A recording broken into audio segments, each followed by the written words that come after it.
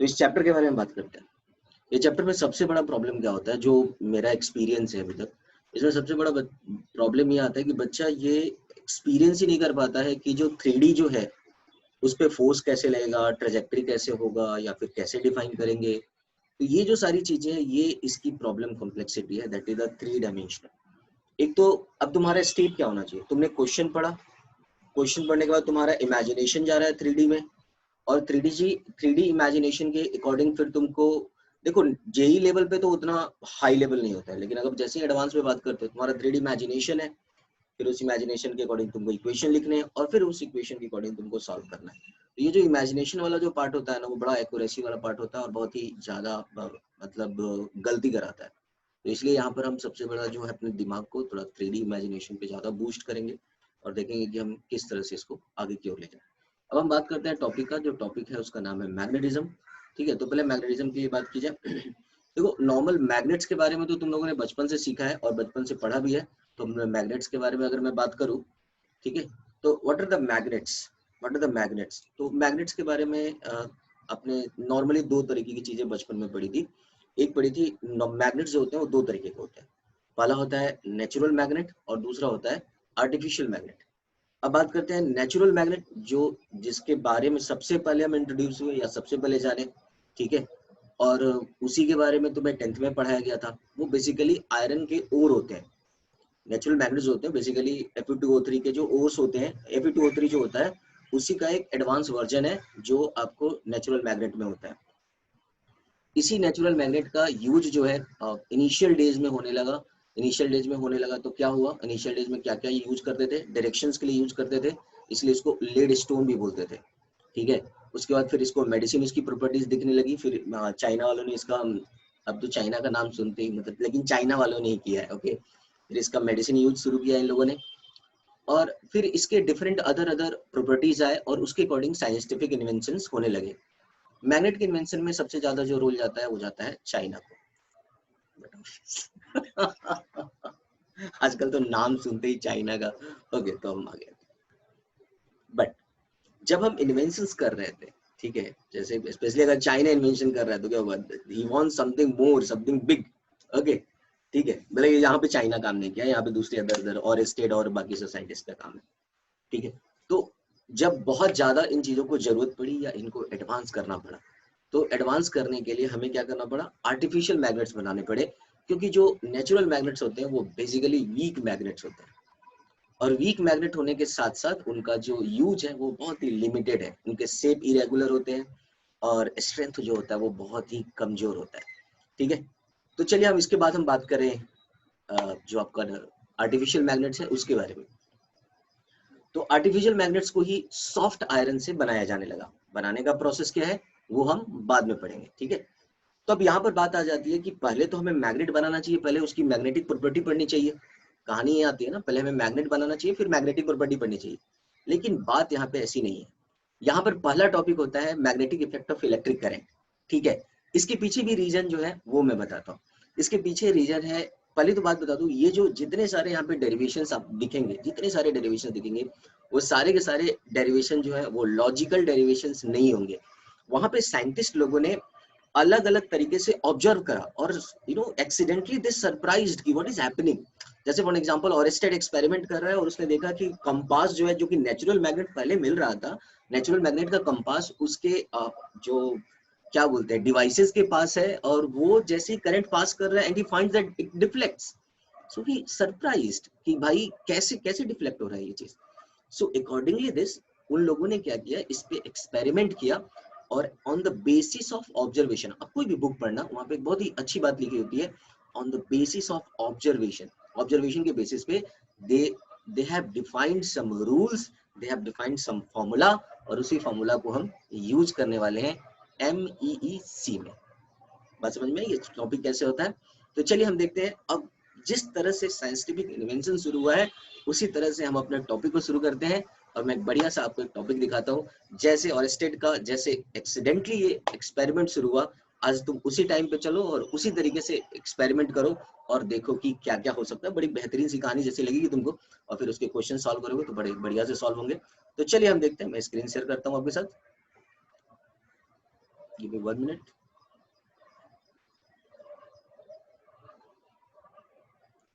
Okay,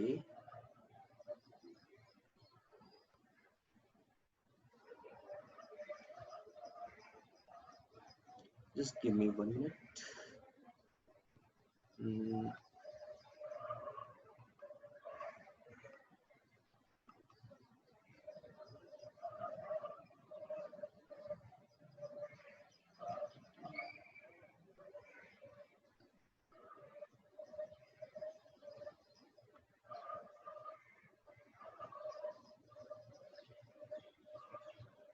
ये रहा आपके सामने स्क्रीन।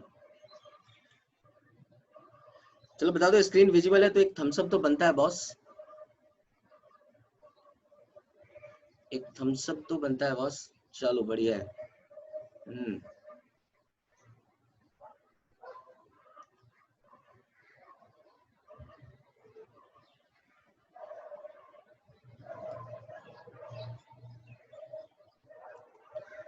चलो देखते हैं कि ये जो अब हम बात करते हैं जो magnetic effect of electric current है। देखो अब ये जो मैग्नेट्स के बारे में जो हमने पढ़ा ना, ये जो मैग्नेट्स के बारे में जो हम पढ़ने जा रहे हैं वो सारे के सारे जो मैग्नेटिक प्रॉपर्टी है वो सब ऐसे ही आए हैं, एक्सीडेंटली आए हैं, ठीक है। फिर उसके बाद साइंटिस्ट लोगों ने इसमें बहुत सारे कंट्रीब्यूशन किए और फिर कंट्रीब्यूशन के बाद जो है एक लॉ बना और उसी लॉ को जो है हम अभी एमईईसी में पढ़ेंगे। तो चलो स्टार्ट करते हैं, देखते हैं। तो अभी तक आपने क्या क्या पढ़ लिया है? जब सबसे पहले हम बात करते हैं अभी तक जो आपने पढ़ा है वो क्या क्या है। अभी तक जो आपने पढ़ा है, सबसे पहले पढ़ा है इलेक्ट्रोस्टैटिक्स पढ़ा है, राइट। तो इलेक्ट्रोस्टैटिक्स में आपने क्या पढ़ा है? इलेक्ट्रोस्टैटिक्स में पढ़ा है electro plus statics. It means that when the charge is at rest. Basically आप चार्जेस के तीन बिहेवियर के बारे में आपने पढ़ा होगा। पहला बिहेवियर है when the charge is at rest. When the charge is at rest it creates only the electric field, ठीक है। When the charge is at rest it creates only the electric field. दूसरा होता है when charge is in motion. When the charge is in motion it creates the electric field as well as magnetic field. Charge is in motion, it creates electric field as well as magnetic field. Now look at here, you have studied about the electrostatics. When the charge is at rest, that is the electric field. Now you have to study magnetism. When the charge is in motion, in motion, it creates the magnetic field and the electrostatic field. It means that in this chapter we are going to study when the charge is in motion. And the third is when the charge is accelerating. When the charge is accelerating, it radiates the energy. Bohr's theory आपने पढ़ा होगा, death spiral. When the charge accelerates, it radiates the energy, because if something is accelerating, it means that you are trying to provide the energy inside it. And the charge is the basic entity and don't have the capability to store the energy.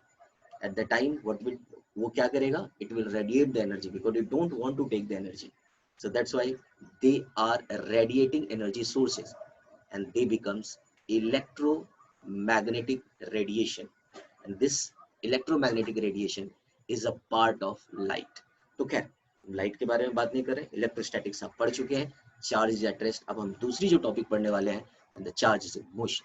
So charge in motion का एक और example है, वो है electric current, जो अभी आपने थोड़ी देर पहले पढ़ा होगा। Now the question is, if I asked you और if I told you that when the charge is in motion, it create electric field and magnetic field both. तो क्या करंट जो होता है मोशन में चार्ज है, तो क्या वो मैग्नेटिक फील्ड क्रिएट करता है? ये जो बात है, ये सोचने वाली बात है। बिल्कुल क्रिएट करता है, और सारे एक्सपेरिमेंट का बेस लाइन ही आपका करंट है, और उस वायर से पास होता हुआ वो चार्ज है जिसने मैग्नेटिक फील्ड की बेस क्रिएट की थी। So this is something about जो हम पढ़ने वाले हैं।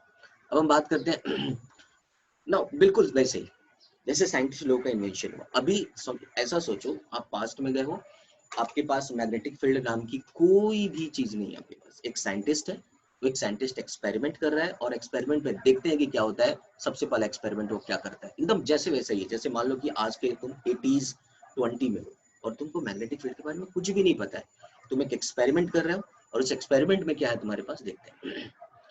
तुमने क्या किया, करंट कैरिंग कंडक्टर लिया हुआ है, एक करंट कैरिंग कंडक्टर लिया हुआ है। सपोज तुम अरेस्टेड हो, एक करंट, तुम लैब में एक्सपेरिमेंट कर रहे हो, तुम्हारे पास एक करंट कैरिंग कंडक्टर है, और करंट कैरिंग कंडक्टर के पास तुमने एक चार्ज रखा हुआ है, ठीक है। या फिर एक्चुअली बेसिकली वहां पे चार्ज नहीं था, वहां पर जो था वो क्या बोलते हैं, कंपास था उनके पास, ठीक है, और कंपास था। अब उन्होंने क्या किया, एक्सपेरिमेंट फर्स्ट में आते हैं, देखते हैं क्या होता है।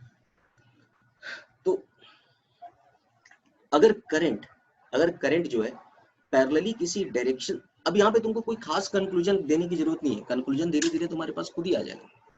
जैसे तुम्हारे पास एक चार्ज ऐसे रखा हुआ है, जैसे कंपास है, और यहाँ से करंट पास कर रहा है, ठीक है।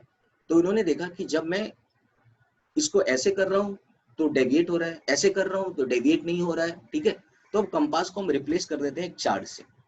चार्ज की बेसिक बिहेवियर में ये देखा गया कि जब एक करंट किसी पर्टिकुलर वायर के थ्रू पास कर रहा है, तो ये जो चार्ज है इसमें कोई भी डेविएशन ऑब्जर्व नहीं किया गया, इसमें कोई भी डेविएशन या फोर्स ऑब्जर्व नहीं किया गया। जैसे डिफाइन किया गया उसी तरह से चलते हैं।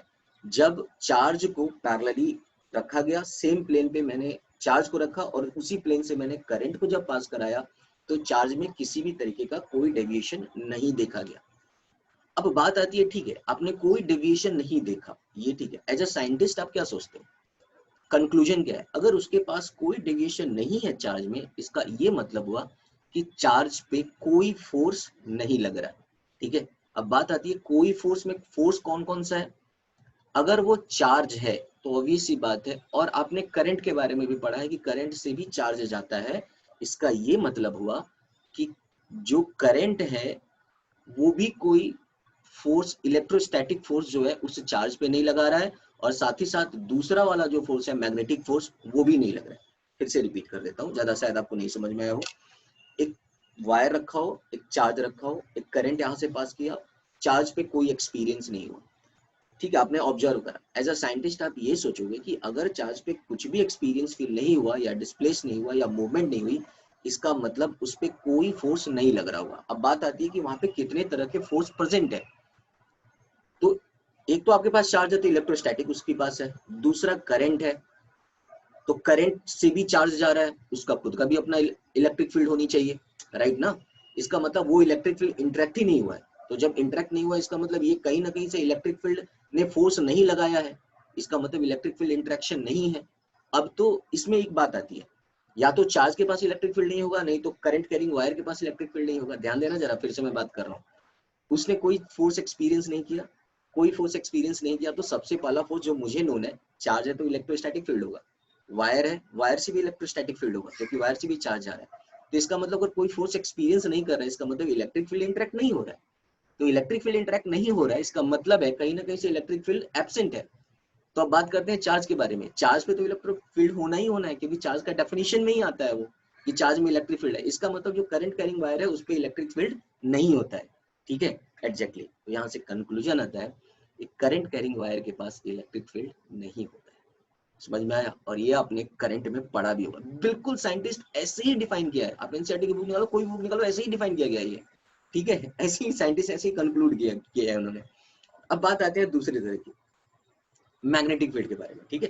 तो चलो मैग्नेटिक फील्ड के बारे में बात करते हैं। यहाँ पर एक बात तो पक्की बात आ गई कि करंट कैरिंग कंडक्टर के पास, एक बात तो पक्की बात आ गई कि जो करंट कैरिंग कंडक्टर है, उस करंट कैरिंग कंडक्टर में अपने लोगों के पास, एक मिनट रुक जाओ जरा, कोई, हाँ, इलेक्ट्रिक फील्ड नहीं होता है। ये यहाँ से कंक्लूजन आ गया, तो आगे शायद कंक्लूजन भी लिखा होगा, let's check it out. Experiment 2, अगर आप इसको प्रोजेक्ट करते हो, यहां से कंक्लूजन आ गया कि करंट के पास इलेक्ट्रिक फील्ड नहीं होता है, ये कंक्लूजन है आपके पास। अगर आप, ये वायर है और यहाँ पर आपने चार्ज को ऐसे प्रोजेक्ट किया, मतलब ऐसे लाइक दिस, ऐसे प्रोजेक्ट कर सकते हो, या उसके परपेंडिकुलर प्लेन में प्रोजेक्ट कर सकते हो, या ऐसे प्रोजेक्ट कर सकते हो, बहुत सारे तरीके हैं। और जितने तरीके पे तुम सोच रहे हो ना, सारे तरीके पे साइंटिस्ट लोगों ने काम किया है, ओके। तो हम आते हैं एक्सपेरिमेंट 2 पे। जब आप इसको प्रोजेक्ट करते हो, करंट कैरिंग वायर है आपके पास, और करंट कैरिंग वायर के सामने आप इसको प्रोजेक्ट किया, ठीक है। Now look at here, again the charge is undeviated, again the charge is undeviated. इसका मतलब ये हुआ कि अगर वो चार्ज अनडेविएटेड है, फिर से फील्ड जो है क्या हुआ तुम्हारा, इंटरेक्ट नहीं हुआ, फिर से फील्ड तुम्हारा इंटरेक्ट नहीं हुआ, राइट। अब इंटरेक्ट नहीं होने के पीछे वही कहानी है, क्या इलेक्ट्रोस्टैटिक फील्ड क्या होगा आपका, इंटरेक्ट नहीं हुआ होगा। अब दूसरा जो फोर्स है वो मैग्नेटिक फोर्स, वो आएगा, लेकिन अभी मैं उसको इंट्रोड्यूस नहीं कर रहा हूँ, वो थर्ड एक्सपेरिमेंट में आने वाला है, ठीक है। ये प्लेन पे है, ओके। थर्ड एक्सपेरिमेंट करते हैं, when the charge is projected with the speed v and that is a parallel to wire, अगर आप इसको parallel to wire अगर आप इसको deviate करते हो, right, then the charge is deflected away or towards the wire depending whatever it is positive or negative. यहाँ पे बड़ा अच्छा कंक्लूजन है, यहाँ से कहानी शुरू होती है. आपने क्या किया, अब ये कैसे फेंकना है वो उस पे भी हम आते हैं, डोंट वरी अबाउट दैट, कैसे फेंकना है इस पे भी हम आते हैं, लेकिन अभी एकदम वैसे जैसे समझना है वैसे ही समझो. इस टॉपिक की शुरुआत ही ऐसी हुई है, ठीक है, तो हम आगे आते हैं और इस पे देखते हैं कि क्या है. लेकिन जब आपने चार्ज को पैरेलल टू द वायर फेंका, राइट है, तो it deviates towards the wire और it deviates away from the wire. Now the question is, अगर ये डेविएट हो रहा है और ये डिपेंड करता है कि टुवर्ड्स द वायर जाएगा या अवे द वायर जाएगा, इसका मतलब ये हुआ कि यहाँ पर इलेक्ट्रोस्टैटिक्स के साथ साथ कोई और भी फोर्स प्रेजेंट है. इसके पीछे रीजन क्या है, पिछले जो 2 एक्सपेरिमेंट्स थे उस एक्सपेरिमेंट से हमने ये कंक्लूड किया कि इलेक्ट्रोस्टैटिक इंटरेक्शन तो नहीं है. इलेक्ट्रोस्टैटिक इंटरेक्शन नहीं है, क्यों नहीं है, क्योंकि अगर इलेक्ट्रोस्टैटिक इंटरेक्शन होता तो लास्ट के जो 2 केसेस हैं उन दोनों केसेस में क्या होता, हमारा डेविएशन देखने को मिलता. लेकिन लास्ट के दोनों केसेस में डेविएशन देखने को नहीं मिला है, इसका ये मतलब हुआ इलेक्ट्रोस्टैटिक इंटरेक्शन नहीं है. बिल्कुल सही बात भी है, आपने शायद current carrying wire, solid wire का आपने इलेक्ट्रिक फील्ड आउटसाइड आपने निकाला होगा और आपने देखा होगा कि वहां पे जो इलेक्ट्रिक फील्ड होता है वो 0 होता है. समझा आपने, निकाला है ना आपने. तो चलिए हम बात करते हैं इस पे.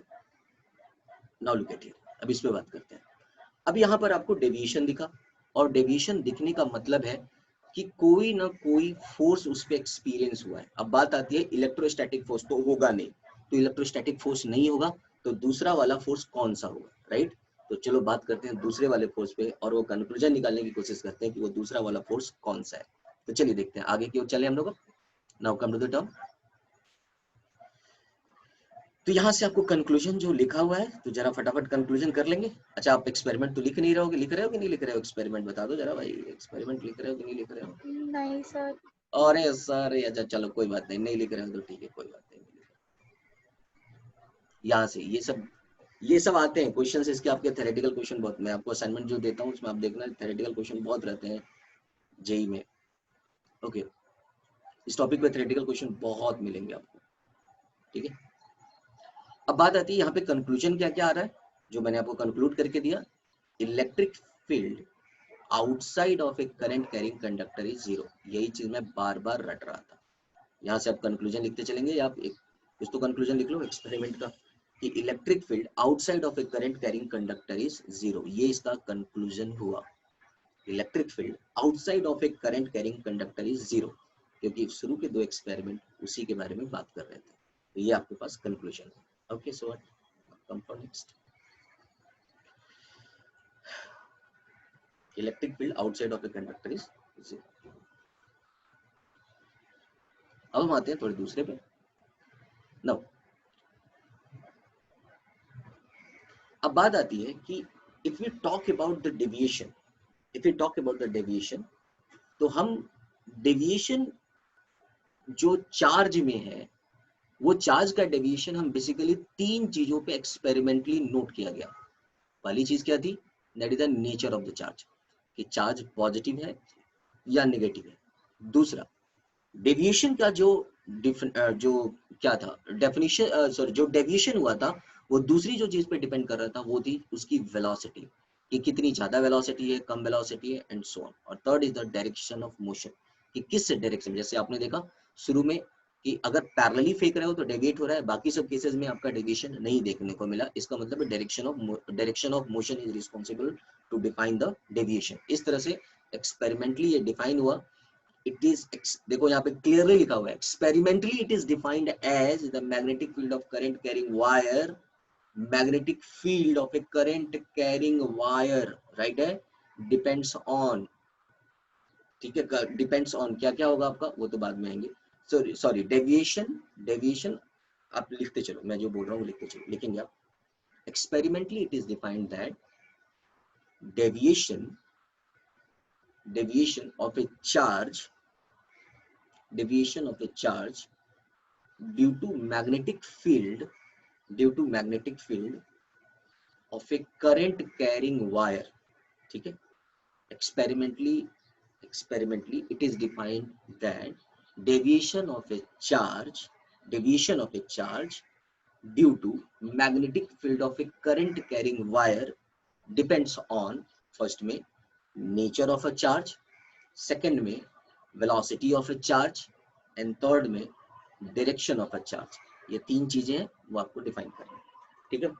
अब मैं इसमें थोड़ा आगे फिर अब इसको थोड़ा ये करता हूँ, समराइज करता हूँ। ये चीजें एकदम ऐसे ही जिस तरह से, फिर से रिपीट कर रहा हूँ, जो एक्सपेरिमेंट डिफाइन किया गया था वो एक्सपेरिमेंट डिफाइन किया गया था करंट कैरिंग वायर और कंपास पे, ठीक है। कंपास का जो है वो भी आप आगे पढ़, अच्छा आपने 10th में शायद पढ़ा होगा, 10th में पढ़ा है तुमने, ये चीज दिया होगा 10th में। सर 10th में एक्सपेरिमेंट और स्टेट का था ना कि हाँ हाँ वो सर। चाहता है तो डेविएट होता है, हाँ बिल्कुल बिल्कुल, ठीक है ठीक है ठीक है, अभी याद है 10th में तो तुम्हें पढ़ाई किया होगा। ओके अच्छा देखो, अब ये क्या है ना, वो जो कंपास था और स्टेट क्या किया, वायर है, कंपास को यहाँ ला के रखा, यहाँ ला के रखा, यहाँ ला के रखा, सभी चीज चेक किया और फिर उसके बाद उसने कंक्लूजन दिया और उसने अपने रूल्स दिए जो आपने पढ़े होंगे। अब यहाँ पर वो जो कंपास है ना उसको रिप्लेस करना है और लेकर आना है चार्ज को, क्योंकि हम जो टॉपिक पढ़ रहे हैं वो पढ़ रहे हैं magnetic effect of electric current, ठीक है। Magnetic effect of electric current मतलब करंट की मैग्नेटिक इफेक्ट पढ़ रहे हैं। सबसे पहले हमने चार्ज के बारे में बात की, चार्ज अगर रेस्ट में हो तो इलेक्ट्रोस्टैटिक, सिर्फ इलेक्ट्रिक फील्ड आएगा, मैग्नेटिक फील्ड नहीं होता है। चार्ज अगर मोशन में हो तो मैग्नेटिक फील्ड और इलेक्ट्रिक फील्ड दोनों आता है, तो मैग्नेटिक फील्ड और इलेक्ट्रिक फील्ड दोनों आता है। इसमें सबसे बड़ा एग्जांपल में आ जाता है इलेक्ट्रिक करंट। इलेक्ट्रिक करंट में कंक्लूजन ये आया, क्योंकि इलेक्ट्रिक करंट है, चार्ज जा रहा है, तो अंदर हम ये बोले ना कि अगर इलेक्ट्रिक करंट है, चार्ज जा रहा है, तो उसके अंदर इलेक्ट्रिक फील्ड और मैग्नेटिक फील्ड दोनों होनी चाहिए। तो हमने एक बाजू में चार्ज रख दिया, हमने देखा कि वो चार्ज जो है इंटरेक्ट ही नहीं कर रहा, मतलब electric field current carrying conductor में नहीं है। ये मेरा कंक्लूजन है, एक्सपेरिमेंटली कंक्लूजन है मेरा। लेकिन एक पर्टिकुलर डायरेक्शन में पैरेलली जब मैं उसको फेंक रहा हूँ तो मैं देख रहा हूँ उसमें डेविएशन आ रहा है। तो भाई अगर इलेक्ट्रोस्टैटिक फील्ड है नहीं तो कुछ और ही डेविएट करा रहा है, कोई और ही फोर्स डेविएट करा रहा है, और वो जो फोर्स है वो क्या है, मैग्नेटिक फोर्स ही होगा, क्योंकि चार्ज का दूसरा जो फोर्स है वो मैग्नेटिक फोर्स होता है, ठीक है। मैग्नेटिक फील्ड के कारण जो फोर्स आता है वो मैग्नेटिक फोर्स होता है, और ये भी चार्ज मूव कर रहा है, ये भी चार्ज मूव कर रहा है, राइट।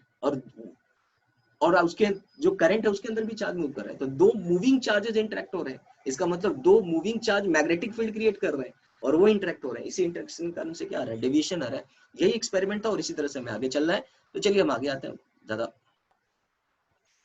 अब आते हैं that is the sources of magnetic field, किसके सोर्स से हमें मैग्नेटिक फील्ड जनरेट करना है। Now come to the term. So we are going to take in the consideration the new topic of sources of magnetic field, ठीक है, with a subtopic of magnetic field due to a moving charge. अब हम बात करते हैं sources of magnetic field, ठीक है। sources of magnetic field, magnetic field आया कहाँ से, magnetic field आया कहाँ से। तो सबसे पहला जो सोर्स है जो आपके पास है वो है आपका नेचुरल मैग्नेट। नेचुरल मैग्नेट की अपनी मैग्नेटिक फील्ड होती है। आपने बचपन में बहुत सारा गेम खेला होगा कि पास लेके आते हो तो डेविएशन फील होता है, तो ये मैग्नेटिक फील्ड का रीजन होता है, कीप इट साइड।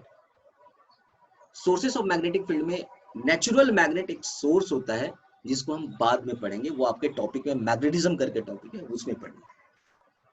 आपने ये बोला है कि moving charge magnetic field create कर रहा है, इसका मतलब है कि moving charge is also a source of magnetic field. Moving charge is also a source of magnetic field. अगर मूविंग चार्ज, एक मूविंग चार्ज का अगर मुझे सोर्स ऑफ मैग्नेटिक फील्ड मिल जाए, एक चार्ज का अगर मुझे मैग्नेटिक फील्ड मिल जाए, तो वायर के थ्रू मैग्नेटिक फील्ड क्रिएट करना मेरे लिए बहुत आसान होगा। रीजन क्या है इसके पीछे, I is equal to NEA VDA, पढ़ा है आपने, पढ़ा होगा ना, I is equal to NE VDA। हाँ सर। इसका मतलब क्या हुआ, जो करंट है अपना उसके अंदर पर्टिकुलर अमाउंट ऑफ चार्ज जा रहा है। मैंने अगर एक चार्ज को निकाला और सारे चार्ज को साथ में मैंने कंबाइंड कर लिया, तो उस वायर के थ्रू मुझे नेट मैग्नेटिक फील्ड किसी पॉइंट पे मिल जाएगा, ठीक है। हमने ये कंक्लूड किया एक्सपेरिमेंट में कि current carrying wire magnetic field create करता है। अब करंट कैरिंग वायर का मुझे मैग्नेटिक फील्ड निकालना है, because now current carrying wire is a source of magnetic field. जैसे ही बात आती है सोर्स ऑफ मैग्नेटिक फील्ड, तभी दिमाग में आता है कि सोर्स तो नेचुरल मैग्नेट भी होता है, उसके बारे में भी जानना चाहिए, बिल्कुल जानना है, मैग्नेटिज्म में जानेंगे, बट अभी हमें करंट कैरिंग वायर का मैग्नेटिक फील्ड निकालनी है, because current carrying wire is the source of magnetic field. अब बात करते हैं करंट कैरिंग वायर में क्यों आया magnetic field, because of the moving charge. तो how many charges are moving, there are infinite charges are moving, so how to find it? Firstly, we will define a magnetic field by a single charge, and then we contribute all the charges and find the net magnetic field at the point. This is our target जो हमें आगे करना है. Is it okay? So let's start with the topic, and that is the source of magnetic field. इसमें आपको सब topic डालना है, magnetic field due to a moving charge. Start कीजिए please.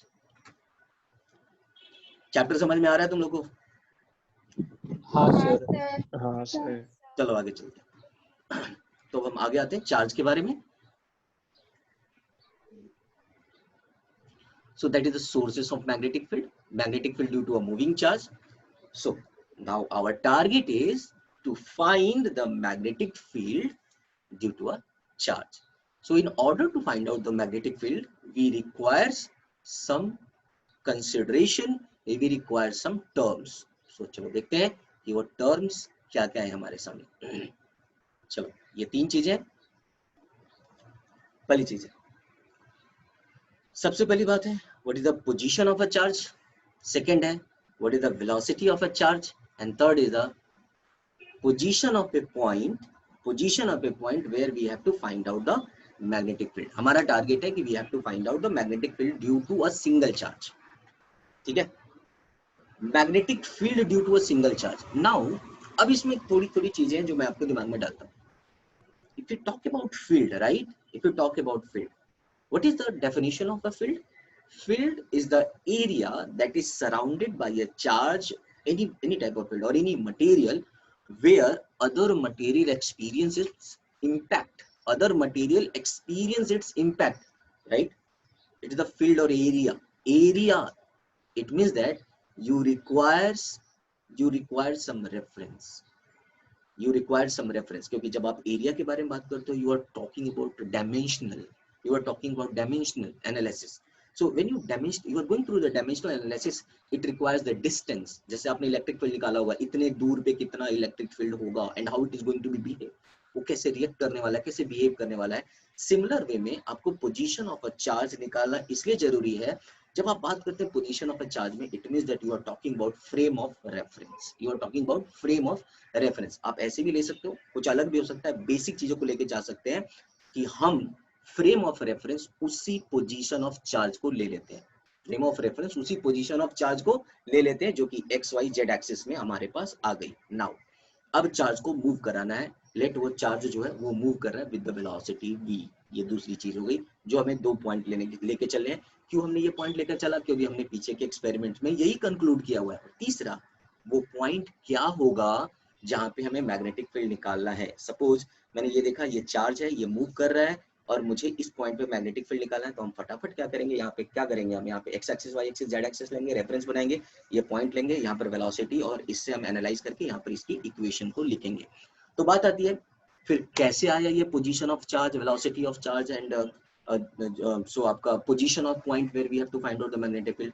सभी के सभी एक्सपेरिमेंटली एक एक पॉइंट को डिफाइन किया गया और कंक्लूड किया गया. ठीक है, तो चलिए हम आगे आते हैं और अब देखते हैं. ये लिख लिया होगा शायद आपने, magnetic field due to a moving charge depends on the position of a charge, velocity of a charge and position of a point. Now look at here. So जो बातें मैंने आपको करी थी सेम बातें हैं, x एक्सिस y एक्सिस.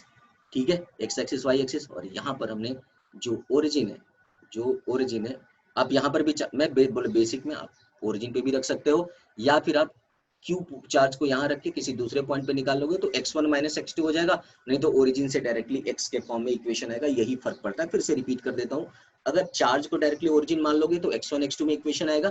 अगर charge को किसी पॉइंट xy पे मान लोगे तो आपको दूसरे पॉइंट पे जो होगा x1 माइनस x2 या y1 माइनस y2, और इस पे आपको कंक्लूजन आता है. तो let's start with this things.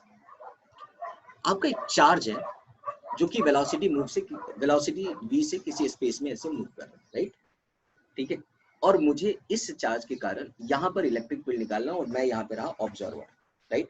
तो जो मैं ऑब्जर्वर हूँ तो मेरे लिए सबसे पहले रेफरेंस डिफाइन करना पड़ेगा कि ये जो यहाँ पे देखना, यहाँ पे एस.सी. वर्मा एक बहुत अच्छा क्वेश्चन है, यहाँ पे ऑब्जर्वेशन से रिलेटेड बहुत ही अच्छा क्वेश्चन है, क्योंकि उसने बोला कि अगर ये ऑब्जर्वर कहीं और हो, लाइक अर्थ पे ना हो के मून पे हो या किसी और स्पेस में हो, तो आप इसके बारे में क्या बोलोगे? इसके बारे में हम बाद में बात करेंगे, लेकिन यहाँ पे ऑब्जर्वर क्यों इंपॉर्टेंट है वो एस.सी. वर्मा की बुक के फर्स्ट सेकंड क्वेश्चन में ही आपको समझ में आ जाएगा। तो चलिए हम बात करते हैं। पहले एक चार्ज ऐसे मूव कर रहा है, ठीक है, अब देखो एज ए साइंटिस्ट मैंने क्या किया है, एक चार्ज का मैंने यहाँ पर ऐसे फेंका था लास्ट लेक्चर में, और फिर मैंने देखा था कि अच्छा ठीक है ऐसे पैरेलली फेंका है तो डेविएट कर रहा है, राइट है। तो ऐसा मैं ऑब्जर्वर हुआ, मैंने चार्ज का मूवमेंट देखा, फिर थोड़ी दूर से फेंका, फिर मैंने एक्सपेरिमेंट देखा, तो मैं रहा ऑब्जर्वर, ये रहा चार्ज, और ये पता है कि इलेक्ट्रिक फील्ड से इलेक्ट्रिक करंट कैरिंग वायर है उससे मैग्नेटिक फील्ड आ रही है, और चार्ज से मैग्नेटिक फील्ड आ रही है। अब मुझे ये देखना है कि इस चार्ज से मैग्नेटिक फील्ड कितना इंटरेक्ट हो रहा है, मतलब कितनी मैग्नेटिक फील्ड क्रिएट हो रही है। तो मैं रहा ऑब्जर्वर, ये रहा चार्ज, और ये मूव कर रहा है। तो चलो हम देखते हैं कि किसी पर्टिकुलर पॉइंट पे मुझे अगर मैग्नेटिक फील्ड निकालनी है तो क्या हो। सबसे पहले ये चार्ज का रेफरेंस पॉइंट हुआ, that is R for the charge, ठीक है, और ये रही वो पॉइंट जहाँ पे मुझे मैग्नेटिक फील्ड फाइंड करनी है, this is the R for the point. अब आप इसकी बहुत सिंपल निकाल सकते हो, जो डिस्टेंस होगा किसका, distance of A point P from that charge, distance of A point P, ये बहुत सिंपल है। देखना जैसे ये करंट है, ये इम्पैक्ट क्रिएट कर रहा है, मैं यहाँ से देख रहा हूँ, तो मेरा रेफरेंस यहाँ से चार्ज का हो गया, और ये जो है ये जो वायर हुआ मेरे रेस्पेक्ट में पढ़ना है ना, मुझे इस पे करंट का, इस पे मैग्नेटिक फील्ड एक्सपीरियंस करना है। तो ये रहा क्या आपका, ये रहा वो पॉइंट जहाँ पे निकालना है मेरे रिस्पेक्ट में, ऑब्जर्वर के रिस्पेक्ट में, क्योंकि इक्वेशन तो मुझे ही लिखना है। और ये वाली जो डिस्टेंस है, ये वाली जो डिस्टेंस है वो वायर का चार्ज के रिस्पेक्ट में ये डिस्टेंस आ गया। तो मुझे जो जरूरत है, जो एक्चुअल इम्पैक्ट क्रिएट होगा वो जो होगा वो distance of a point due to a charge P ही क्रिएट होगा, और उसी पे डिपेंड करेगा कि कितनी इलेक्ट्रिक मैग्नेटिक फील्ड की इंटेंसिटी होगी जो इस पॉइंट पे क्रिएट हुई है। तो now let's start with this, और देखते हैं कि आगे क्या क्या आता है सारी चीजें। नाउ एनालाइज दिस, अब आप यहाँ पे एनालाइज करें इसको, और एनालाइज करने के बाद देखेंगे कि this is a charge Q, right, and it is moving the velocity V, and this is a point P where you have to find out the magnetic field. मतलब ये जो चार्ज Q है जो कि इस डायरेक्शन में move कर रहा है, और यहाँ पर आपको क्या करना है, यहाँ पर क्या करना है बच्चा, आपको यहाँ पर क्या करना है, आपको बोलो, इस पर्टिकुलर पॉइंट पे आपको मैग्नेटिक फील्ड निकालनी है। तो चलिए हम आगे आते हैं, लास्ट का दोनों एक्सपेरिमेंट याद होना चाहिए, उसी एक्सपेरिमेंट के बेसिस पे है। अब ये जो चार्ज है आपका, ठीक है, ये जो चार्ज है, यहाँ पर मैं थोड़ा सा अलग तरीके से ले जाना चाहूंगा, मैं उस एक्सपेरिमेंट पे ले जाना चाहता हूँ जहां पर चीजें थी। नाउ लुक एट हियर, यहाँ पर ये जो है ना बच्चा लोग जरा ध्यान से सुनेंगे इसको, ये जो पॉइंट दिख रहा है आपको, ये जो पॉइंट दिख रहा है जहां पे आपको निकालनी है, अगर आप यहाँ पे रेफरेंस लेके इस पे अगर आपने वेलोसिटी का अगर आपने कंपोनेंट ब्रेक करते हो, जरा ध्यान देना, वेलोसिटी को कंपोनेंट ब्रेक करते हो, ठीक है, अगर आपने इस पे वेलोसिटी का कंपोनेंट ब्रेक करते हो, तो यहाँ जो वेलोसिटी का जो कंपोनेंट है ये आएगा v cos थीटा, यहाँ पर जो वेलोसिटी का कंपोनेंट आएगा वो आ जाएगा v cos फाई ले लो यहाँ पे, और यहाँ पर जो आएगा that is the v sin phi, ठीक है, v sin फाई। अच्छा एक बात याद करो तो जरा, मैंने जो बताई थी कि मैंने चार्ज को किस डायरेक्शन में फेंका था तो एक्सपीरियंस किया था, याद है तुमको, पैरेलल फेंका था, पैरेलल। याद आ रहा है। अब एक बात जो आती है, इसमें से कौन सा कंपोनेंट जो है वो पैरेलल है, कौन सा कंपोनेंट, नहीं रे भाई, ये पॉइंट है तो इस पॉइंट के पैरेलल तुम्हारा v sin फाई है। देखो जरा यहाँ पे, ये जो पॉइंट है इसके रिस्पेक्ट में पैरेलल कौन जा रहा है, v sin फाई, ये v हाँ cos फाई तो इसके अलोंग जा रहा है ना, इस पॉइंट के अलोंग जा रहा है, राइट है। इट मींस हाँ that the sir. Component of this velocity is not responsible for creating the magnetic field, right है। तो परपेंडिकुलर बोल रहे हो या पैरेलल? बच्चा किसका, सिंपल है, देखो देखो ये देखो क्या था बच्चा, वायर के पैरेलल फेंकना था, किसके फेंकना था, वायर के पैरेलल फेंकना था, राइट है। अब ये वायर को एलिमिनेट करते हैं हम जरा, यहाँ पे वायर को एलिमिनेट किया हमने, और हमने यहाँ पे रखा पॉइंट। अब हमें क्या रखेंगे, देखो जरा यहाँ पे, ये रहा पॉइंट, ठीक है, मैं समझ रहा हूँ कि तुम उसको समझ रहे हो, लेकिन हमारे बात करने का तरीका, ये वायर था ना पहले, यहाँ पे देखो ये वायर था पहले, राइट है। अब ये रहा हाँ सर। पॉइंट, तो ये जो वेलोसिटी v है, ये जो वेलोसिटी v है, देखो ये वाली पॉइंट, ठीक है, आपने ये बोला था ना कि इसके पैरेलल अगर वायर के पैरेलल जाता है तो क्या होगा, यहाँ पे मैग्नेटिक फील्ड क्रिएट होगा। तो ये देखो, हाँ अगर ये सर। पॉइंट है तो इसका पैरेलल कंपोनेंट ये क्या है, वी साइन फाई है।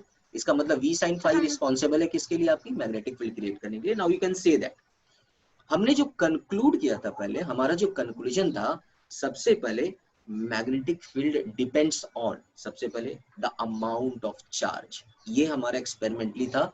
That's why we can say that this magnetic field is directly proportional to amount of charge, it means that magnitude of charge.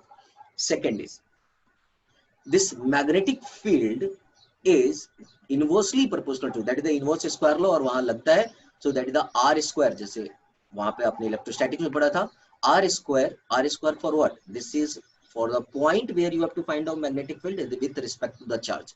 this is obvious सी बात है यार, जरा सिंपल देखो ना, अगर वायर यहाँ पर है और तुम्हारा चार्ज यहाँ पर है, और दूसरे केस में तुम्हारा चार्ज यहाँ पर है, और तीसरे केस में यहाँ पर है, राइट है, ये एक्सपेरिमेंटली पूरी तरह से डिफाइन हुआ। तो ऑब्वियस सी बात है, यहाँ पर सबसे ज्यादा एक्सपीरियंस करेगा क्योंकि ये सबसे पास में है, तो मैग्नेटिक फील्ड सबसे ज्यादा क्रिएट होगा। जितना ज्यादा दूर होते चला जाएगा वो क्या हो जाएगा, उसकी मैग्नेटिक फील्ड क्या, ये तो तुम घर पे भी देखते हो ना, वो दो आपको मिलता है जो खेलने के लिए, क्या बोलते हो, मैग्नेट्स, आप देखोगे जितना ज्यादा दूर करते हो क्या होता है, आपको इम्पैक्ट कम होती जाती है मैग्नेटिक फील्ड की। That's why this magnetic field is inversely proportional to r square, and this r square is the reference of a point with respect to the charge. And the next is जो मैंने experimentally define किया, this magnetic field is directly proportional to v sin phi।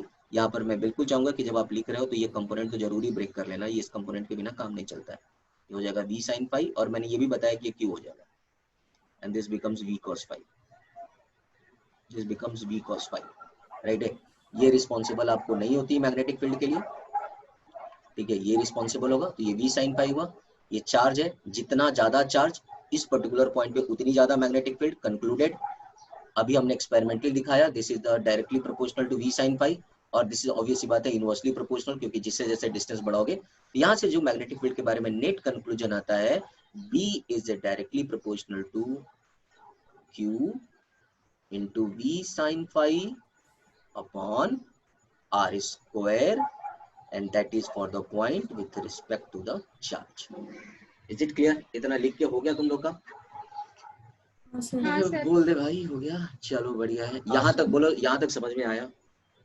ठीक है, मैं clearly बोल रहा हूँ, मैं क्लियरली एक बात तो पहले बता दूं, ये जो चैप्टर है, आपने पहले जो भी चैप्टर पढ़े हो, मैकेनिक्स पढ़े हो या फिर आप इलेक्ट्रोस्टैटिक्स पढ़े हो, इससे कम्प्लीटली अलग है। ये पूरा साइंटिफिक इन्वेंशंस वाले चैप्टर है, और यहाँ पे बहुत, जैसे साइंटिस्ट लोगों ने एक एक चीज को डिफाइन किया था, वो सारी चीजें डिफाइन हुआ था। मैं एक इसमें था, मेरा एक स्टूडेंट था, वो काफी ज्यादा इंटेलिजेंट था, वो IIT कानपुर में था वो, तो उसको जब मैग्नेटिज्म मैं पढ़ा रहा था, तो उसने अपने अपने तरीके से, जैसे तुम में से भी ज्यादातर बच्चे, बहुत सारी चीजें उस दिमाग में लगाता था कि सर ऐसा होगा तो क्या होगा, वैसा होगा तो क्या होगा।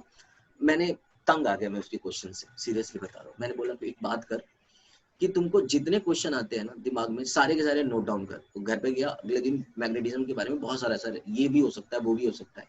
फिर मैंने बोला कि तुमको क्या लगता है, ये सारे साइंटिस्ट लोगों ने नहीं सोचा होगा? एक्चुअली सारे साइंटिस्ट लोगों ने सारे टॉपिक के बारे में सोचे हैं, फिर फाइनली जो उन्होंने जो रियल रिजल्ट कंक्लूड करके दिया, वही तुमको पढ़ना है, ठीक है। फिर बाद में वो सारी अपनी मिस्टेक्स को एनालाइज किया कि हाँ उसको कहाँ कहाँ मिस्टेक्स आ सकते हैं, तो फिर उसने देखा कि हाँ लिटरली वही चीज काम करता है।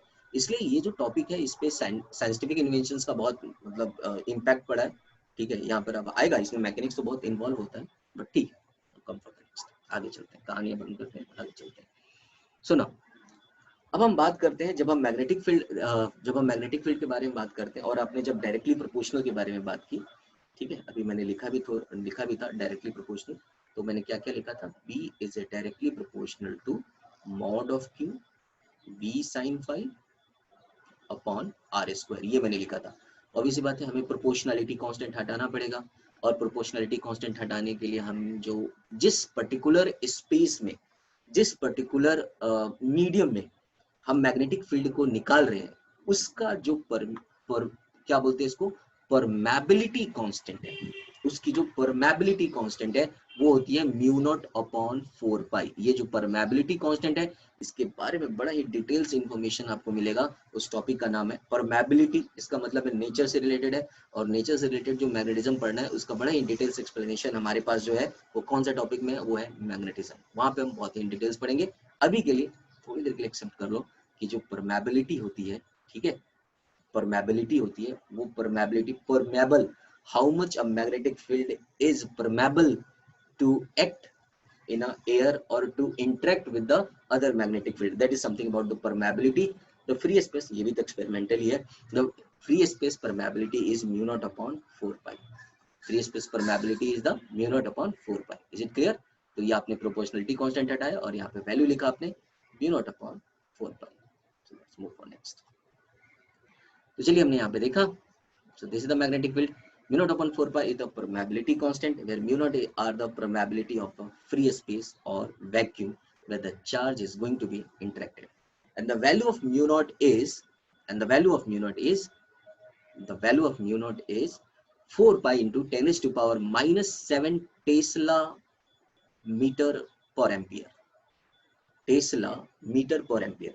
आपको यहाँ पे मैं छोटा सा होमवर्क दिया जाता हूँ यूनिट एंड डायमेंशन से, ठीक है। ये जो है, अच्छा हाँ, एक और बात, ये जितने टॉपिक पढ़ रहे हो ना, इन सब का यूनिट डायमेंशन, ये सब चीजें बड़ा ध्यान में रखना। ये आईआईटी का सबसे फेवरेट होता है, आप निकाल के देखो, यूनिट एंड डायमेंशन सब इसी का पूछता है। तो आपको मैं ये देता हूँ कि ये जो पर्टिकुलर टॉपिक है, ठीक है, इसका ये यूनिट क्या क्यों हुआ, ये आप घर से एक बार जरा देख लेंगे, क्योंकि ये सब क्वेश्चन पूछे जाते हैं, जेईई में भी पूछे जाते हैं और आईआईटी में एडवांस में भी पूछे जाते हैं। तो ये सब आपको छोड़ना नहीं है, शायद आपको इजी लग रहा होगा, लेकिन ये सब छोड़ना नहीं है।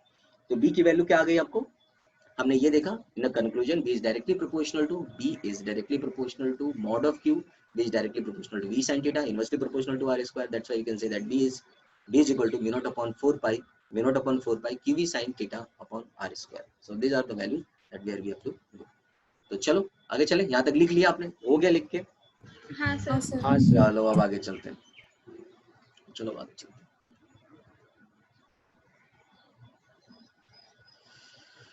ओके, आगे चलते हैं। अब हमें इसे क्या करना है, ये तो हमारे पास एक रफ आइडिया आ गया है, हमें अब इसमें डायरेक्शन को कंक्लूड करना है, हमें इसमें अब डायरेक्शन को कंक्लूड करना है। और जब बात, ये जो पूरा जो टर्म लिखा है आपने, mu naught upon 4 pi mod q v sine theta upon r square, ये जो सारे टर्म बच्चा आपने लिखा है ना, वो सारे के सारे टर्म्स ओनली मैग्नीट्यूड है। और जब बात करी जाती है मैग्नेटिक फील्ड की, तो मैग्नेटिक फील्ड आता होता है वेक्टर क्वांटिटी। मैग्नेटिक फील्ड, क्योंकि मैग्नेटिक फील्ड का डायरेक्शन और मैग्नीट्यूड दोनों इंपैक्ट करता है। ये तो एक्सपेरिमेंटली हमने मैग्नीट्यूड निकाल लिया, अब बात आती है ऑब्जर्वेशन की, और ऑन द ऑब्जर्वेशन बेसिस हम इस मैग्नेटिक फील्ड की डायरेक्शन भी लिखने वाले हैं, ठीक है। और जब हम इसमें डायरेक्शन को इंक्लूड करेंगे, तब ये बन जाएगा वेक्टर, और देखते हैं कि वेक्टर के टर्म में ये कैसा होता है, ठीक है। तो चलिए हम देखते हैं। नाउ अब यहाँ पर है ना एक बड़ी मस्त सी बात, मैंने बोला क्या आपको, मैंने आपको क्या बोला, मैंने आपको वो बोला कि भैया अगर आपको इसको वेक्टर बनाना है, ठीक है, अगर आपको इसे वेक्टर बनाना है तो आपको इसका डायरेक्शन देखना पड़ेगा, राइट। और डायरेक्शन देखने के लिए क्या करना पड़ेगा, ऑब्जर्वेशन। तो जैसे आप ऑब्जर्व करते हो, वैसे ही हमारे साइंटिस्ट लोगों ने भी उसका विजुअलाइजेशन किया था, ठीक है, कि आखिर ये जो मैग्नेटिक फील्ड है वो किस तरह से बनता है। और on the basis of that visualization, they defined the direction and the exact relation between the charge, the position, the velocity. Charge, position और velocity यही था ना, charge, amount of charge, the position, r is inversely proportional to r square and the velocity. इनके बीच का exact relation जो था, ये visualization से है, clearly यहाँ पे लिखा भी हुआ है, आप देख भी रहोगे visualization है। मैग्नीट्यूड की बात हो गई है, अब इसकी डायरेक्शन लिखनी है, डायरेक्शन के लिए हमें विजुअलाइजेशन करना पड़ेगा। तो चलिए हम डायरेक्शन की बात करते हैं, विजुअलाइजेशन कैसे होता है, विजुअलाइजेशन के लिए मतलब पानी पी लो। तो चलिए हम बात करते हैं।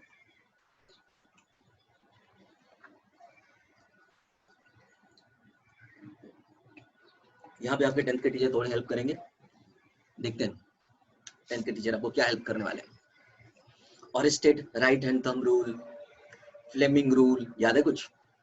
हाँ याद होगा 10th में, बिल्कुल। हाँ अब हम सर। उसी रूल पे आते हैं, ठीक है, क्योंकि वो जो चीज कंपास के लिए वैलिड था, वो चीज एक चार्ज के लिए भी वैलिड है, ठीक है। तो चलिए हम उसी पे आते हैं। यहाँ पे 10th के टीचर का हम थोड़ा सा हेल्प लेंगे, जिन्होंने बड़े बढ़िया से पढ़ाया होगा आपको, तो उनका हेल्प लेते हैं। ओके, थ्रू द ऑब्जर्वेशन, जब एक चार्ज पार्टिकल मूव करके जा रहा था, जब उन्होंने ऑब्जर्वेशन देखा, तो सपोज आपको याद होगा, आपने चार्ज, जिधर चार्ज जाता है, जिधर करंट जाता है, याद करो, उधर आपका क्या होता था, थंब का डायरेक्शन होता था, याद आ रहा है?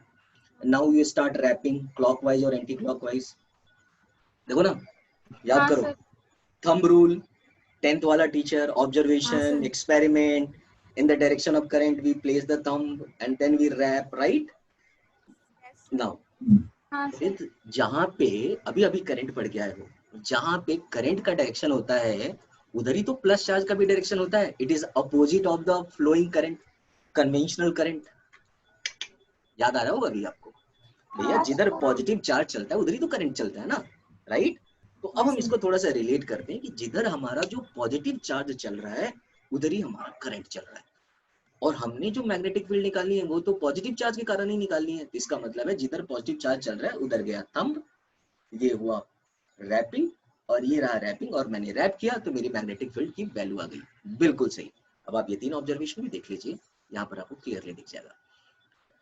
ये जो चार्ज आपको दिख रहा है यहाँ पर, ये जो चार्ज आपको दिख रहा है यहाँ पर, ये वाली चार्ज, राइट?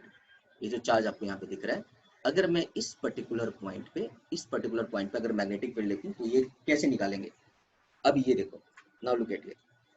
जैसे ये है रिंग, ये ऐसे थंब है, मैंने ऐसे रैप किया, फिर थोड़ा बड़ा रैप कर सकता हूँ, फिर उससे भी बड़ा रैप कर सकता हूँ. देखो, अगर मैंने छोटा रैप किया it is near to the charge, अगर उससे बड़ा रैप किया आर बड़ा हो जाएगा, मैग्नेटिक फील्ड वीक हो जाएगी, और बड़ा होगा और आर वीक हो जाएगा, फिर और बड़ा होगा और आर वीक होगा.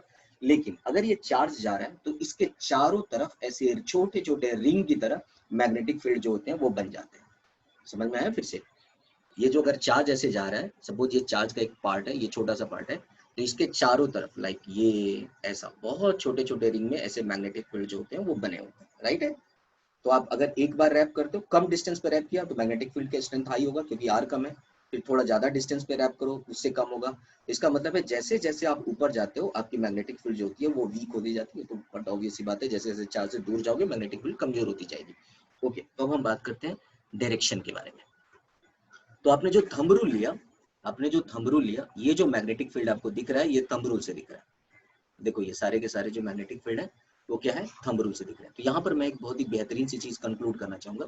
देखो, ये वाला जो पॉइंट आपको दिख रहा है ना, ये वाला point, this is just above. जैसे सपोज ये पॉइंट ए लिख रहा हूँ मैं, ये जस्ट उसके ऊपर है. यहाँ पर रैपिंग करके मैग्नेटिक फील्ड निकाल सकते हो. आप रैप यहाँ से भी कर सकते हो, आप रैप यहाँ से भी कर सकते हो, आप रैप ऊपर से भी कर सकते हो. और जितना ज्यादा आप रैप करोगे, ये आर, जैसे मान लो इनिशियली R1 है, ये ए पॉइंट पे आर है, फिर और ऊपर करोगे R2 हो गया, और जैसे R3 हो जाएगा, और जैसे जैसे ऊपर जाओगे आपकी मैग्नेटिक फील्ड की जो स्ट्रेंथ होगी वो कम होती चली जाएगी. तो जस्ट अबव कोई दिक्कत नहीं होती, जस्ट अबव कोई भी दिक्कत नहीं होती है. लेकिन अगर ये चार्ज पार्टिकल यहाँ पे जा रहा है तो इसके कारण जो मैग्नेटिक फील्ड है इस वाले पॉइंट पे भी क्रिएट होगा, इस वाले पॉइंट पे भी क्रिएट होगा, और इस वाले पॉइंट पे भी क्रिएट होगा. मान लो ए लिखा, बी लिखा और यहाँ पे पी है, ये तीनों पॉइंट पे मैग्नेटिक फील्ड क्रिएट हो रहा है. तो चलो हम बात करते हैं, ये बी वाली पॉइंट की तो समझ में आ गई कि राइट हैंड थंब रूल से क्या लिखना है. ये वाली पॉइंट पे हम बात करते हैं कि इस वाले पॉइंट पे अगर पी पॉइंट पे मैग्नेटिक फील्ड क्रिएट हुआ है तो कैसे क्रिएट हुआ है और उसको कैसे डिफाइन करना है. तो चलो उसको डिफाइन करने के लिए अभी हम बात किया. याद करो, याद करना जरा तुमको मैंने क्या बताया था. मैंने क्या बताया था? ये जो मैग्नेटिक फील्ड है, ये रहा तुम्हारी वेलोसिटी, ये रहा तुम्हारी वेलोसिटी. बढ़िया से देखना भैया, बहुत बेहतरीन सी चीज है ये. ये देखो, ये रहा तुम्हारा वो रेफरेंस, और ये रहा ये वाला रेफरेंस, राइट? ये अगर v है तो तुमने अब जस्ट थोड़ी देर पहले निकाला था कि ये v sin फाई था, है ना? v sin फाई था ना, v sin फाई, और ये था v cos फाई. अच्छा, मैं एक और विजुअलाइजेशन अगर करूँ, मुझे जो बताया गया है वो बताया गया है कि मेरा चार्ज पार्टिकल ऐसे जा रहा है v वेलोसिटी से, और मुझे ना इस पर्टिकुलर पॉइंट पे फाई जो है, फाई पॉइंट पे, ये जो पॉइंट p है, इस पॉइंट पे मुझे क्या निकालना है? मैग्नेटिक फील्ड की वैल्यू निकालनी. अच्छा, मैं इसको एक और तरीके से नहीं बोल सकता हूँ क्या? इसका बोलने का एक और तरीका इक्विवेलेंटली नहीं बोल सकता हूँ क्या कि एक चार्ज पार्टिकल है, ठीक है, q चार्ज पार्टिकल है जो कि मेरे पास v sin फाई से जा रहा है, और इसकी जो नेट मैग्नेटिक फील्ड है वो मुझे यहाँ निकालनी है. मैं ऐसे नहीं बोल सकता हूँ क्या? नहीं समझा? नहीं समझा भैया, इसलिए क्योंकि देखो ये जो v है, देखो इसमें कैसा है, इसका दो कंपोनेंट अभी मैंने बताया, v cos फाई और v sin फाई. ये v cos फाई तो रिस्पॉन्सिबल ही नहीं है यार मैग्नेटिक फील्ड के लिए. तो मैं ये बोल सकता हूँ ना कि q चार्ज है, ये जो q चार्ज है वो v sin फाई से जा रहा है, और इसके जस्ट अबव, जस्ट ऊपर इसके परपेंडिकुलर कंपोनेंट आप देखोगे तो जस्ट ऊपर मुझे मैग्नेटिक फील्ड निकालनी. ये तो वैसे ही बात होगी जैसे मैंने इस पे बात किया, ये वाली बात की. ये चार्ज पार्टिकल अगर यहाँ पे जा रहा है तो ये मान लो अगर r डिस्टेंस पे है तो मुझे जस्ट इसके ऊपर निकालना है। ये वैसे ही हो गया कि अगर मैं इस पर्टिकुलर पॉइंट पे बात करूं, यहाँ पे मुझे अगर मैग्नेटिक फील्ड निकालनी है तो मैं ये बोलूंगा कि इस पर्टिकुलर पॉइंट के लिए मेरा जो चार्ज है वो किससे जा रहा है, v sin phi से जा रहा है। ठीक है, किसी को नहीं समझाओ तो आप वरी मत होना, धीरे धीरे जो आता है वो मैं चीजों को और भी ज्यादा डिटेल से लेके जाऊंगा। ठीक है, आप टेंशन मत लो। ठीक है, अब देखो जरा, लुक एट हियर, अब जरा ध्यान देंगे भैया। सबसे पहले हम बात करते हैं एक एक करके। ये पॉइंट ए के रेफरेंस की बात कर रहे हैं। सबसे पहले ये पॉइंट ए के लिए मैग्नेटिक फील्ड दे दिया है मैंने, तो इसलिए मैं यहाँ पे लिखता हूँ बी ए। ये ए के लिए बात कर रहा हूँ, ये एक्चुअली सबके लिए सही है, लेकिन मैं सबसे पहले परपेंडिकुलर पे ही बात करूंगा। ये देखो इस पे आपने क्या हुआ, ये आपका चार्ज पार्टिकल है, ये आपका चार्ज पार्टिकल और मैग्नेटिक फील्ड के बारे में बात करनी है। तो अगर आपने, मैंने क्या बोला था, थंब अगर पास में रैप किया है तो मैग्नेटिक फील्ड उसके अराउंड होगा और उसकी जो स्ट्रेंथ होगी हाई होगी। फिर थोड़ा ऊपर जाओ, फिर थोड़ा ऊपर जाओ, फिर थोड़ा ऊपर जाओ।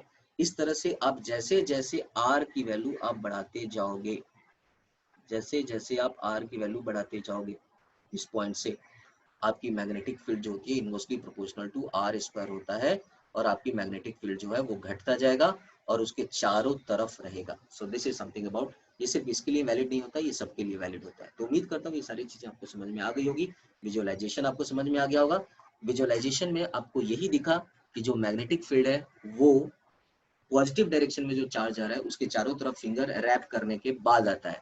अब हम थोड़े अपने पास्ट में जाएं और 11th क्लास की वो दिन याद करें जब एक टीचर ने ये सिखाया था कि जब आपको direction right hand thumb rule से मिलने लगे तो कहीं ना कहीं से वो क्रॉस प्रोडक्ट होता है। इसका मतलब अगर इसको वेक्टर क्वांटिटी में लिखना है तो हमें क्रॉस प्रोडक्ट का सहारा लेना पड़ेगा। Is it okay?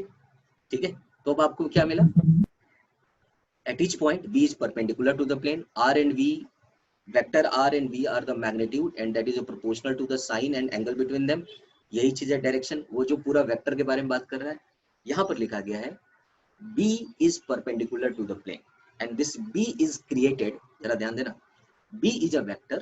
अब वेक्टर के हिसाब से सोचो, b is a vector, तुमको विजुअलाइजेशन से आया कि मैग्नेटिक फील्ड हमेशा जो होता है परपेंडिकुलर होता है किसके, r एंड v का, और वो प्रोपोर्शनल होता है साइन का। इसका मतलब हुआ कि जो b है वो प्रोडक्ट है r v and sine theta का। जो b है मतलब मैग्नेटिक फील्ड है वो प्रोडक्ट है r v and sine theta का, प्रोडक्ट है r v और साइन थीटा का, और r और v के प्लेन पे परपेंडिकुलर भी है। ये आपको यहाँ पे विजुअलाइज हो रहा है।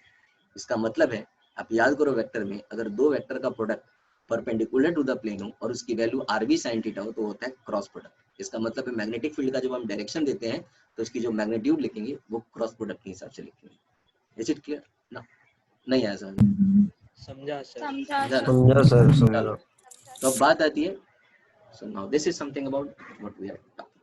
चलिए, तो ये आ गया हमारे पास। तब इसको वेक्टर कैसे लिखा जाए, वेक्टर के बारे में कैसे लिखा जाए? पोजीशन वेक्टर आपने क्या बोला, v वेक्टर और r वेक्टर का रहेगा, क्या रहेगा आपका, v वेक्टर और r वेक्टर का क्रॉस प्रोडक्ट रहेगा। तो यहाँ पे हम r वेक्टर तो ऑलरेडी यहाँ पे दिया हुआ है, तो हमारे पास जो इनिशियली जो दिया गया है वो ये दिया गया है b is equal to mu naught upon 4 pi, जो हमारे पास इक्वेशन है q into b sine phi या थीटा जो भी आप लिख रहे हो अपॉन r स्क्वायर।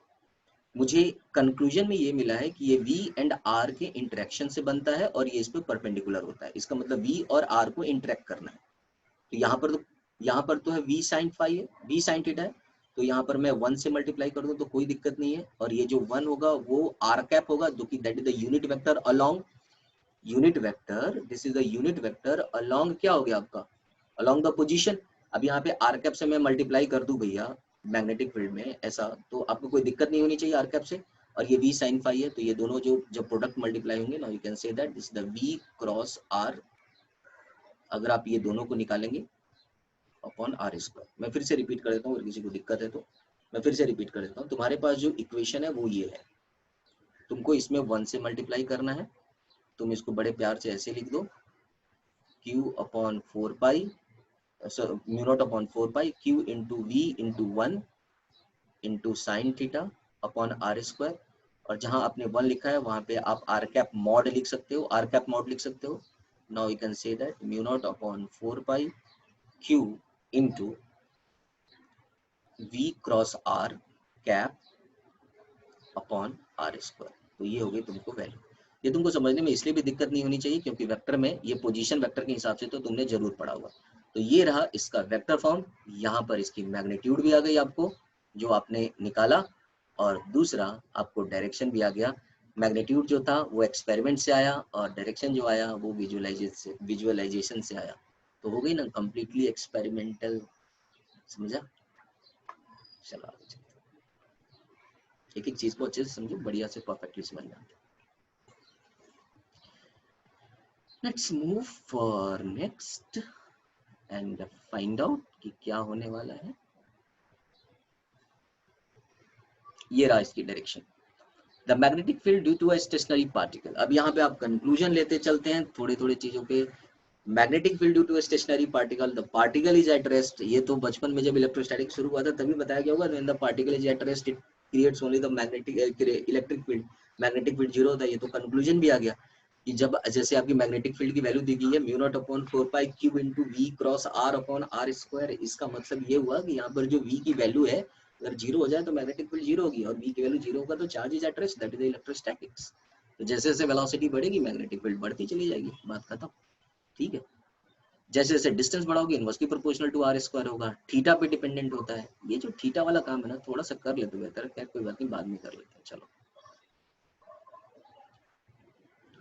कैसे निकालना है वो चीज मैंने आपको बिल्कुल रिलेट करके बता दी कि डायरेक्शन ऑफ मैग्नेटिक फील्ड कैसे निकालना है। The direction of magnetic field given by the right hand thumb rule, क्योंकि मैंने कंक्लूजन दिया था कि जो ऑब्जर्वेशन से आपको क्या दिख रहा है राइट हैंड थंब रूल आया। और वैसे भी आप जैसे ही क्रॉस प्रोडक्ट आप लिख देते हो तो राइट हैंड थंब रूल या स्क्रू रूल वहां पे यूज करना है। ठीक है, उसी चीज के बारे में लिखा है। The direction of magnetic field lines is given by the right hand thumb rule. The graph the vector velocity with the right hand so that your thumb is in the direction of V and your finger is curled around the V, and the direction of curly hands curled hand is the direction of magnetic field. So let's move for next. एक minute रुक, जो मैं एक question एक और इसमें एक और टॉपिक इंक्लूड कर लेता हूँ, फिर इसमें एक और चीज थोड़ा इंक्लूड कर लेता हूँ। जैसे इसमें मैं एक और इक्वेशन इंक्लूड कर लेता हूँ फिर आता है। जैसे मान ले भाई तूने ये दिया हुआ है, तूने जो इक्वेशन ये पोजीशन वेक्टर वाला थोड़ा सा और भी मैं अच्छे से लिख दूं, जैसे आपने वहां पे पढ़ा था ना, किसमें इलेक्ट्रोस्टैटिक्स में पढ़ा था, उसी तरह से लिख रहा हूँ। That is the q into v cross r लिखा है, आर कैप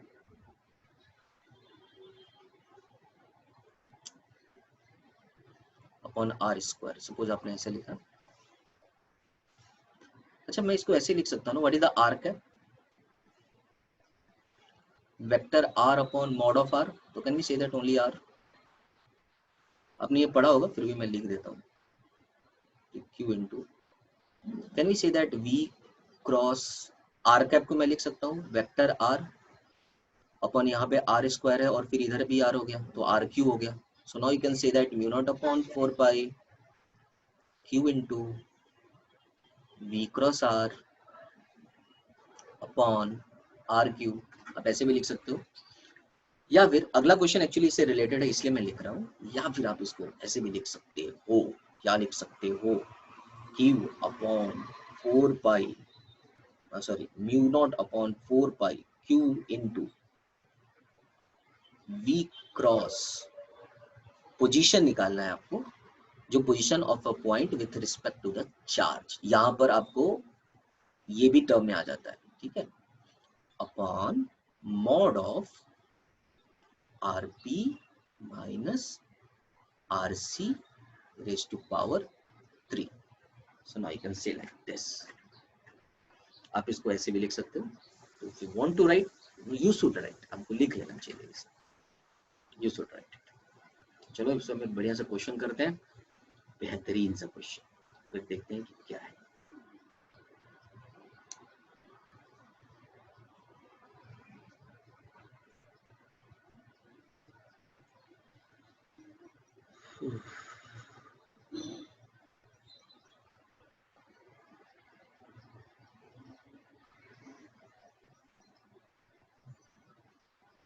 चले मैं आगे। हाँ sir.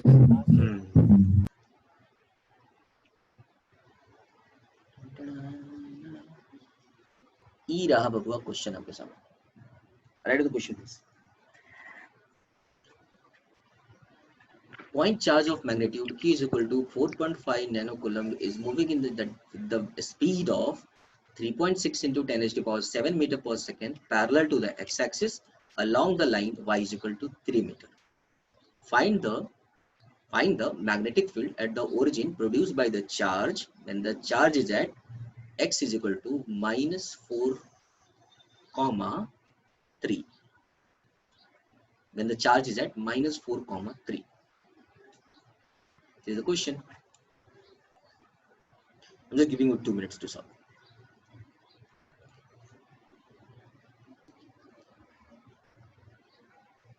Charged particle of magnitude Q is equal to 4.5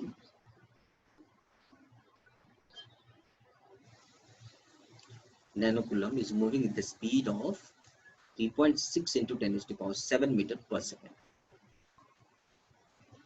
Parallel to the x-axis along the line y is equal to 3 meter.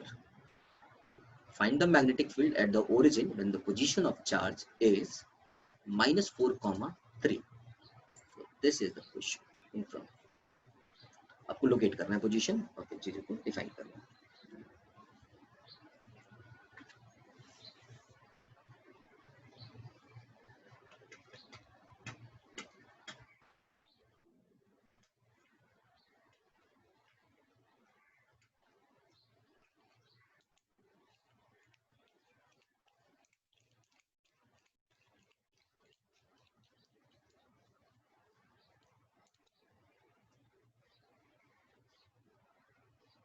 चलिए question पे बात कर लेते हैं, बहुत सिंपल है। सबसे पहले इसका लोकेशन जैसा डिफाइन करना है वो डिफाइन कर दो। ये रहा चार्ज जो कि यहाँ पे जा रहा है और आपको क्वेश्चन में पूछा है कि चार्ज इज एट -4, 3, तो ओरिजिन पे क्या निकालना है। अब तो सारी चीजें क्लियर हो गई, वेलोसिटी दिया गया है और ये 3 और 4 दिया है, तो एंगल निकालना आपके लिए कोई बड़ी बात तो है नहीं, ठीक है।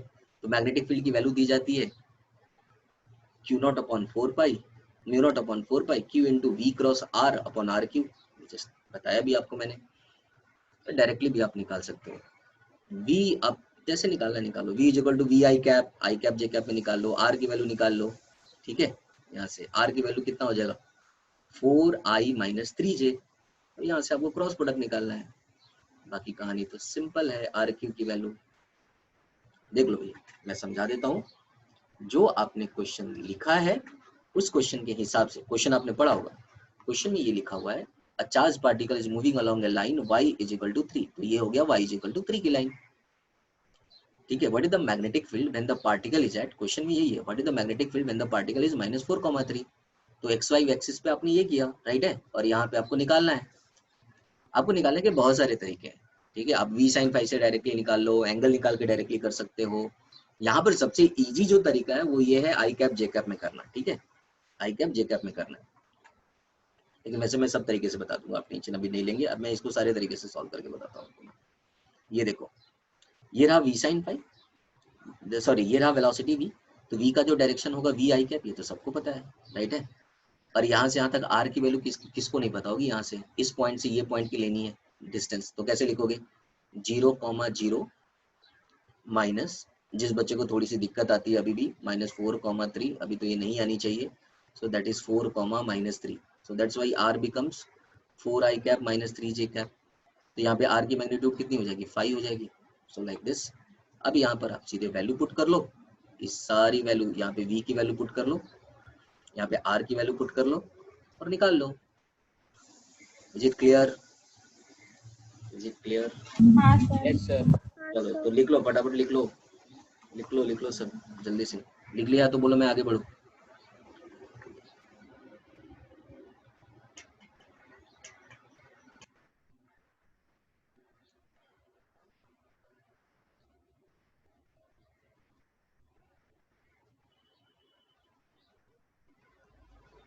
ये रही वैल्यू 5 मीटर। अब यहाँ पे आपको कंक्लूड करके लिख दिया गया है ये सारी चीज।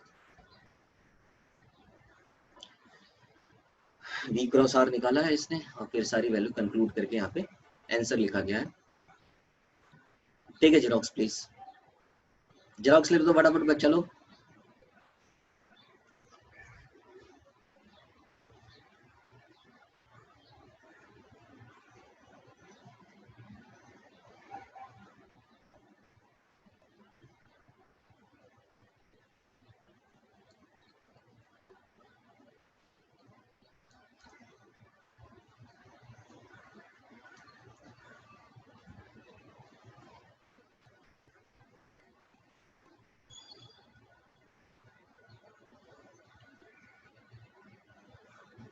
हो गया, लिख लिया होगा तुम लोगों ने।